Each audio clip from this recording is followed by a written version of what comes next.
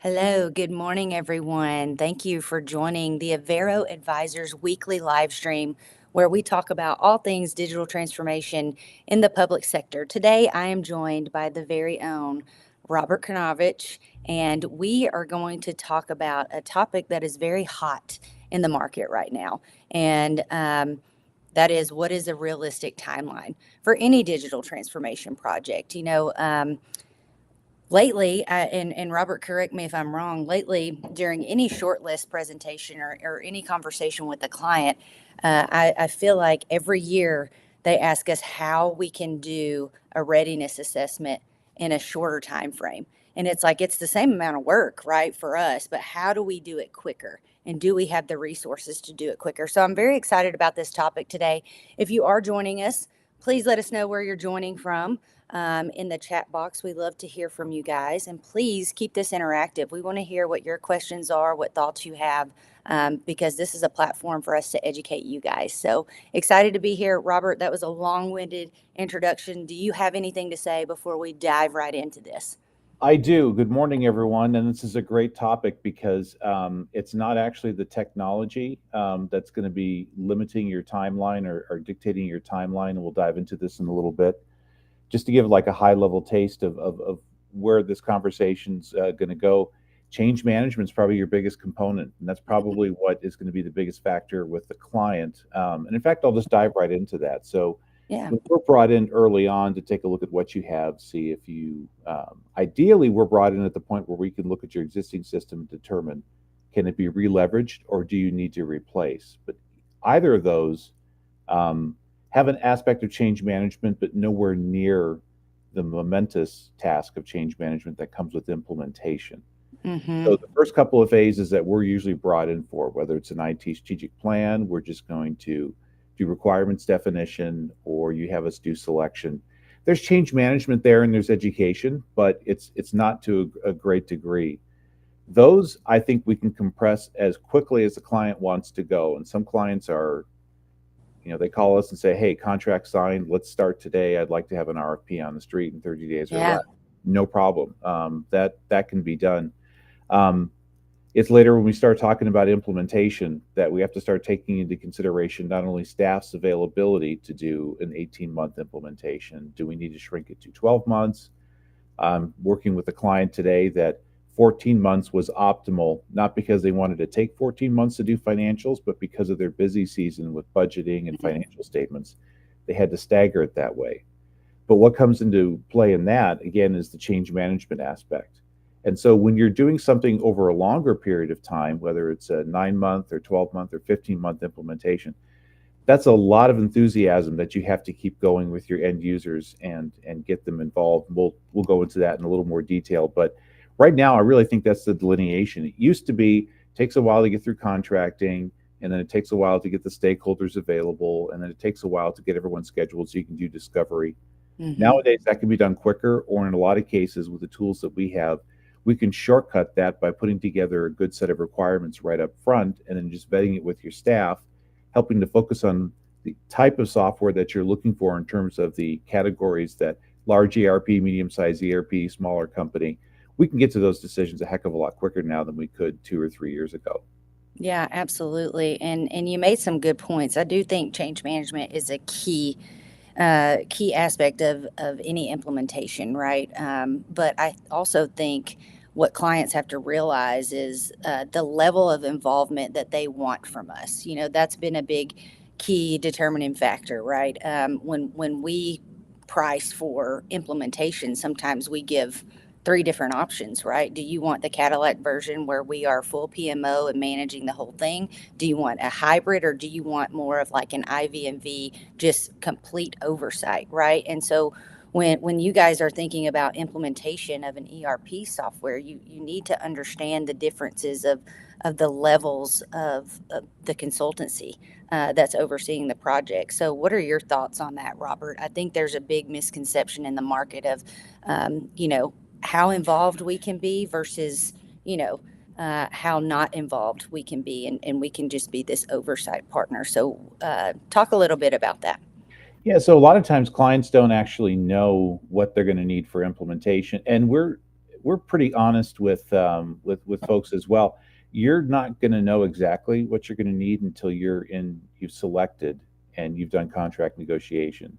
You can also, when you have your short list and you have your two or three finalists, you can probably get a pretty good indication then if we take the time to do that and really research that. But when you're 4 or 5 months away from that short list, it's Hmm. very difficult for the client to go, well, this is exactly what I want. This is what I'm looking for with Avero.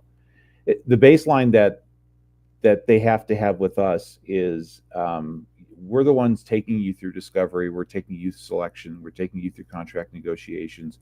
We're taking you through requirements, definitions.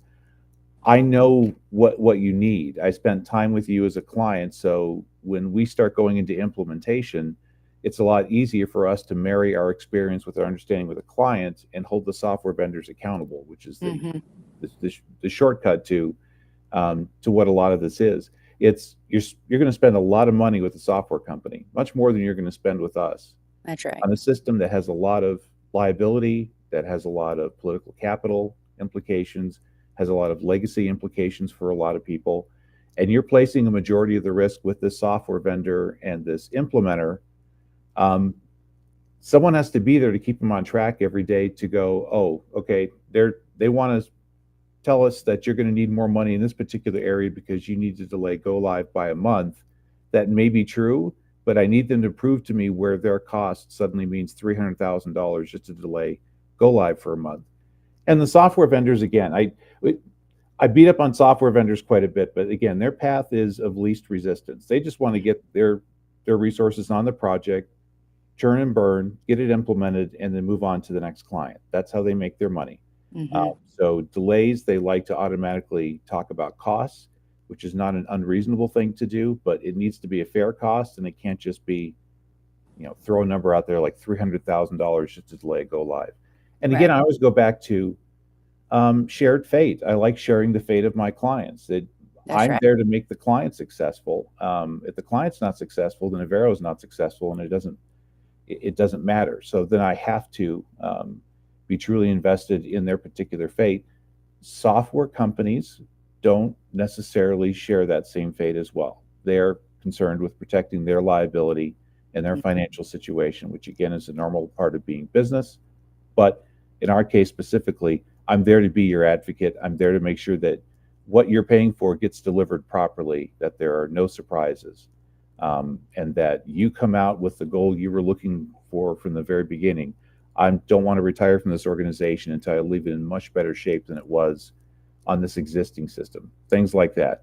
My Right. goal is to help protect all those goals with you as well as the financial and the liability aspects. Yep, yep. No, you make a great point, and I love that you brought up our vendor friends. We really we're not trying to throw you guys under the bus. We love you guys. We love the relationships that we've built with you all. I think one of the biggest challenges we have when we're talking about implementation is, especially if we're responding to an RFP or trying to build out a scope of work before we've even been, on site with the client until we really know. One of the biggest misconceptions is, um, implementation in terms of what it's going to take resource wise, because we haven't even gotten to that point yet. They don't know which vendor they're going to choose. And we have to include caveats in our budgets and timelines that say, hey, this all depends on what the vendor is going to do, right? And can you walk us through that, Robert, and why that's so important and why we can't just, we can make assumptions, but it's hard to do. So talk about that. Talk about knowing what the vendor's going to do and why that's important when building out a timeline or a budget for implementation. Yeah, so and what I spoke of earlier truly is the baseline of what Mhm. you need. So there are other things on top of it, as well as in some cases we're doing augmentation. We're also helping them button up their support on their current system because again, you're just because you're going to a new ERP system, you have to live with your existing one for at least another year once you make that Mhm. to go to the new one, and Right. sometimes even longer. And then you got to figure out data conversion, which is another area that we know pretty well what the vendors are going to offer, what price tag they're going to put in front of you, and so we head off those conversations as early as possible so that the client has a good aspect in understanding of what they need with data conversion. Otherwise, vendors are going to go, okay, if you need 10 years, we can do that. That's going to be $2.5 million to do that conversion. So a lot of things that a lot of people would think you wait for the vendor to do, you can do with us. Chart of account discussions, public records retention, specifically what you're going to keep with your accounting data, the state of what that data is in. What are you going to do with that system once you convert to the new one? Are you going to keep the old system around for just data warehousing, or have it just available so that if there is some data that needs to be pulled there? It's almost like a security blanket. We've talked about this in other situations. People always think they need to bring over a lot more data than they actually do, but a lot of clients are always like, okay, I get it, we're not going to move it, we're not going to convert it and put it in the new system, but I need to know it's there, and I need to know that if the state comes and says, I need to see the contract on this teacher from 27 years ago, I'm going to be able to produce that some way, somehow, either in the old system or because the data in the old system is being stored and maintained someplace so that I can get that. So there's a lot of aspects that we know of, especially with contract negotiations now. We know vendors are going to push back very hard about their liability, and they're going to want to write the contract so that there almost is no liability by the software vendor. Right. And again, that's a normal part of doing business with folks, but that's also the area that's been the biggest sticking point in our last couple of negotiations. Price was secondary.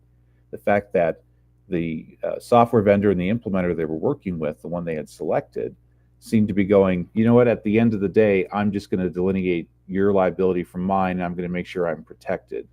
And I think legal departments mean to do that at software vendors. I don't think sales, support, and implementation means that, but that's how it comes across to the client in negotiations. So understanding the perspective the client's going to start with, having those conversations with our client before we go into negotiations and let them know, are you solid on your liability? What do you think you can take to your board, and what can you not take to your board? And let's just lay out a baseline of where we're going to start on these contract negotiations and get a lot of that done. So even before we start planning out implementation, there's tons of things that we know the vendor's going to do and is going to want to do and is not going to want to do, that we can start that conversation with the client early and get those answers. Yeah, let's talk about go live, right? This is something that we talk about all the time.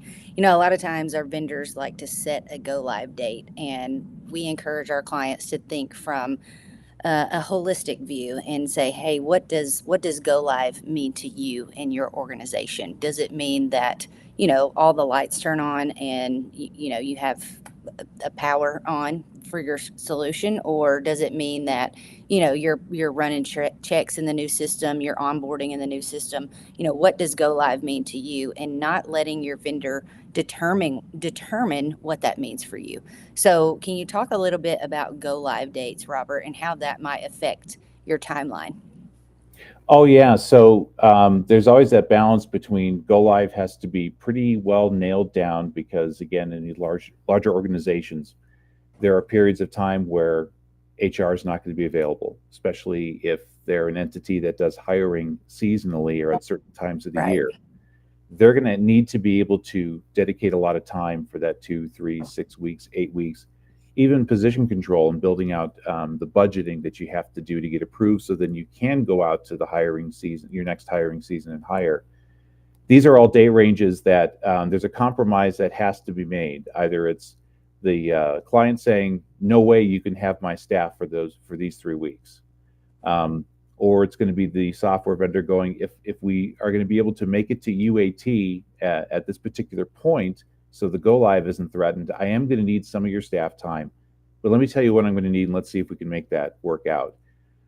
So some cases that go live date is still a little soft, and it can be part of the planning process to figure out when exactly that's going to be. Other cases, we've walked into clients and they're like, no, end of the year, I have to be off the system. The support is done. It's run out. There's no one else that's going to do anything for it. And I can't live with an unsupported ERP system. I have to make a go live by 12/31 of the end of the year. Mm-hmm. So it's going to vary. And so, of course, the factors involved with that are going to vary to some degree as well. Mm-hmm. You're going to be able to stretch things out a little bit, look at the cost implication of doing that, Yeah. but then also making sure the client doesn't feel like we're going to lose momentum, and that we feel Right. like we're not going to lose momentum by turning a go live into 2 years down the road, which is That's right. that seems like an eternity when you're Hmm. dealing with a system that right now is not doing what you need it to do. So it's going to vary from client to client. And it's also going to be cost factor is usually the biggest one. We can give you Oh, yeah. lots of time to do the project, but it's going to cost you a lot more to do it. Hmm. And we have all these pressures from your staff, from the fact that your existing system doesn't work, that's going to go into play on those. So those conversations can be very straightforward. They can also be couched in a lot of nuance that we have to walk people through until we get the answer that we need and that makes Hmm. sense. And so that process, in some cases, on some projects, that's a continuing discussion on Yeah. go live is to what is actually going to be the definition of when you're ready to go, Hmm. and at what point is that actually going to make sense for you to do. Right, right. You touched on it a little bit, but let's talk about clients who we work with who their current systems have a sunset date, right? And so we're trying to do a lot of work again in a shorter time frame to combat that because maybe a client, wants to have a new system selected before their sunset date. Walk us through how we go about. Educating clients, helping clients define what the best approach is and how that may affect the overall timeline for implementation. Yeah, a lot of it is vetting the realities of that situation. Hmm. Your system might no longer have support by the end of the year, and diving into, okay, what does that mean? Is there an option of support there, but you declined to do it because of the cost, because you wanted to move to the new system as quickly as possible? Is this an absolutely drop dead date? There will be no customer support for your existing system past this particular date. Hmm. Even then, finding solutions. Are there other folks who are willing to support the system for 3 months, 6 months, 9 months, and just be able to keep it going for that period of time? Then that weighs into the decision of, okay, then let's go back to timeline. And is 9 months realistic to do an entire discovery, selection, Right. contract negotiation, and implementation? In most cases, no. No. Not always no, but in most cases, it's no. It can Hmm. be done, but you also have to look at the battleship that you're trying to steer. If this is a county government with 600, 700, 2,000, 3,000 employees, that's a heck of a lot of change management, Oh, and yeah. you're just not able to steer the ship that quickly in those cases. Some clients, if it's a subcomponent of ERP or it's a module in ERP and you're just replacing that particular system, yes, you can do that on a shorter timeline. But then that also invites the discussion of, do you want best of breed or do you want integrated ultimately for your Mhm. ERP? Because just solving this little piece of it now could make it more difficult for what you want to do with ERP later on down the road. So these That- are these are all the little nuance and caveat situations that get involved in these decisions. So, what would your advice be to that client who may have a sunset date approaching or in the near future? How do they go about planning for that, or what advice would you give to them? Make sure that those dates are real, and run that down. Just don't take someone's word for it. Of the software vendor said they're no longer going to support our current system, as of Q1 2026. And does that mean that the software vendor is still willing to support you, but you have to move to their SaaS environment and do a conversion there? Does that mean the software company is not going to support that particular brand anymore whatsoever? And make sure you know the details of that, because you need to know what your options are. And the options can include, like what I also said, there are other companies, there are third parties that would be willing to support that platform on a month by month or quarter by quarter basis if that's what you need to be able to plug the gap. Hmm. And especially, I would step back and ask yourself, is that the only thing that is driving my need to go live on this particular date? Hmm. And vet those and get your options on that. And you're probably going to have to reach out to someone, likely us, to help figure out what those options are. But again, I love handing out free advice. If that's on your mind and you need some firmer decisions or you need some clarity on that, just talking to us for an hour, we can walk you through a number of scenarios that will help determine, is that a real drop dead date, or is that a date that, yes, there's implications, but there's ways to overcome that and change that date, and then take a little bit of pressure off of your budget and your staff to have to do this immediately in this fiscal year. Yeah, yeah. The point is you have options, right? I think vendors a lot of times try to scare our clients into, hey, this is going away. you've got to do something now, right? But you do have options, and as Robert said, please reach out to us. We're happy to decipher through those options for you. So I'm going to go to the comments, Robert. Robert has is on site with the client, guys. So we're going to have to wrap this up shortly. So I want to make sure I get to the comments before we wrap up. And again, if you have questions after we do wrap up, please feel free to continue to comment. So Bent is joining us today. He says, "Hey, Robert, nice to see you again. My question is, what do you do when everything is running very smooth and we don't need modernization?" There's two. You need to retire because you become a dinosaur. Or two, you need to look at what all your vulnerabilities are, because modernization, and especially the security aspect of modernization, really is carried from moment to moment. Because your public expectations honestly get carried from moment to moment. That's why you have an elected board that gets to react to what your public wants you to do and your citizens want you to do.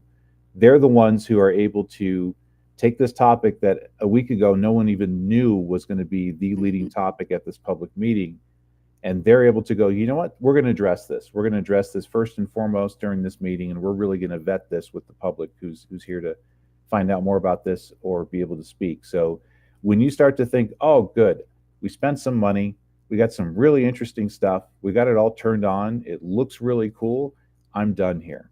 Yeah. You're a dinosaur, because your public's expectations evolve a lot quicker than what the technology does. So the modernization is a constant. It is. It's a constant drumbeat, and I think a lot of people just they know that. I think a lot of our clients, our sponsors especially, are savvy enough to know that. But then the question just becomes, well, then how the heck do I stay on top of that if I know it's going to be a continuing struggle, or it's going to be a continuing project to keep modernization going? But it is. The moment you find one-time dollars, you buy a bunch of stuff, you turn it on, that's going to last you maybe a year, year and a half, and then it's going to age, and you're going to be right back where you were before, when you were in the bust cycle of technology, when you couldn't get money, you couldn't get motivation from folks, and you have to be able to sustain a lot of this and see what makes sense for you financially and resource-wise going forward. Yeah, don't get complacent. Don't be a dinosaur. Things are constantly evolving and changing, and especially in the technology space. Just look at how quickly AI has what's the word I'm trying to say? I mean, we were just using chatbots, Oh yeah, leapfrog is the word I would use. Leapfrog, yes. It literally Sorry. leapfrogs over itself over the Yes. course of a day or a couple of weeks. Yes, absolutely. So Brian is joining us today, our newest member of the team. And RK, I'll let you sort of introduce Brian. But Brian says, I often find the selection process is a learning experience for the client, not just in terms of software vendors they're looking at, but also finding out realistically how engaged their team can be and what kind of commitment they're able to make throughout an implementation. And that will be one of the biggest factors in the timeline. Yeah, so Brian, super savvy project manager, and glad to have him on our team. And this question is another example as to why we love having Brian on the team, because yeah, he's exactly right. There's this aspect of ERP is not real until situations like this start to occur. And let me phrase that a little bit better. So we don't like our new system. We want to be on a new system. We've got the funding, we've got the political capital, we've got the buy-in from the organization. Let's go. At that point, it's still not real. So when you start diving into the details, like he's talking about with selection, and you start planning out implementation, it starts to become really real to staff. Mm-hmm. And so then that's where initially there might not be some resistance. Now there might be some resistance from folks who are like, I don't know if I'm going to be able to learn a new system, which honestly, a lot of people, that's what they worry about. Is this going to change my job? Is this going to eliminate my job? Am I not going to be able to keep up with the modernization within my department, even though I'm the department leader? But now I have my own insecurities about how this is going to play out. If we're going to dive into the details as to what we need for software, is this going to expose a weakness or vulnerability I didn't know about? These are the things that start to become real for the client as you start actually getting into the nuts and bolts of selection, and even by implementation as well. And it's classic. Even when you get to the point of the kickoff for the implementation, everyone's attitude in the room changes. They're excited, but they're also like, "Oh wow, Terrified. this is not just something we've been talking about for 3 years. This is actually going to start, and this is actually going to require a lot of my time. And in a year or less, I'm going to be live on a new system." And so, coaxing them through that reality and through that step is part of the change management process as well. Which is mind-boggling to me. These clients, no offense, but the clients who don't use a consultant or an independent advisor to hold their hand through this implementation process. They're just working directly with the vendor. I can't imagine how mind-boggling and terrifying that could be as well. Do you have thoughts on not using a consultant, like a small commercial? But in terms of timeline, I can't imagine. I mean, I think that's why a lot of implementations fail. There's no third party PMO to hold those vendors accountable. So, what are your thoughts on that? And then we'll wrap up, RK. Yeah, one of the ways I look at it is you have two distinct silos. Then you've Mhm. got the client who's in their siloed world. This is all they've known for the past 5 years, in some cases 25, 30 years. They've been with the organization. Sometimes they've had the system around for that long, their existing one. So they're in a silo of they just know their world, and their world includes not having ERP modernization come along every 5 years or every 10 years. So some people have never even been through an ERP selection Right. and an implementation. They're sitting in their silo. The other silo across the way is the software vendor and the implementer for that. They're a little less siloed because they have broad customer experience, but they also know only a few ways of doing things because that's what fits their particular system. This is what fits their standard timeline. And again, they're going for path of least resistance. Yeah. It's not that they're going, let's just get them live and get our money and run. It's they're going, this is how we know if we implement it on this exact way, we know with 100% certainty that this will work well and you guys will be live. But they're going to be ignoring a lot of other factors involved in this client sitting in their silo. And so you need that person in the middle who's able to bring both the client experience and working with the clients and understanding that client. Because again, we usually have been working with them for several months, and then marrying our experience and our expertise in implementing a variety of systems in a variety of situations, especially with one software vendor in particular. There could be numerous variations Right. on that particular implementation. Mm-hmm. And so we are able to bridge those silos and prevent it from being this person speaks this language. The software vendor goes, I don't understand what that means. So let me just reiterate with you that we're going to go live on March 1st. It's the lack of communication can become very out of control in those situations because the client doesn't know what they should be asking the software vendor, and the software vendor is just going to give you the standard answer that they need to be able to get going and get this implemented. That's why you need a third party in there to help you and be your advocate. Yes, and in the past, we've seen those who do not use a third-party consultant end up spending way more money in the long run, if you can imagine that. And maybe that's a topic for next time. But guys, we're going to wrap up today. Thank you, Robert, for joining me today, especially since you're on site. Good luck with your meetings. And if you're just joining us or if you're watching this later, make sure you go out and download our 2025 report. We talk about all things digital transformation, tips, tricks, things to consider. And we're constantly updating that because, again, our dream is to be the trusted advisor in this space as an agnostic partner for our clients. So, Robert, thank you. And we'll see you guys next week. Thanks so much. Thank you.